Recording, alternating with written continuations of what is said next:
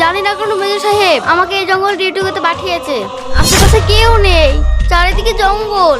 এ অনিতা, কেমন লাগছে এই জঙ্গলে ডিউটি করতে? আপনাকে ভয় লাগছে না? না, আমাকে ভয় লাগছে না। আর তোমার জন্য একটা খুশির খবর আছে। মেজর সাহেব বলেছে জঙ্গলের মিডিল পয়েন্টে তোমাকে ডিউটি করতে হবে। একা ডিউটি করতে হবে? হ্যাঁ, একাই। জানি না মেজর সাহেবের আমি কি ক্ষতি করেছি। এই কে তুই? ম্যাডাম, আমাকে মারবেন না, আমি একজন হিন্দুস্তানি।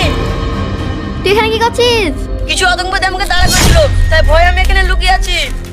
আতঙ্কবাজি, চল আমাকে নিয়ে চল।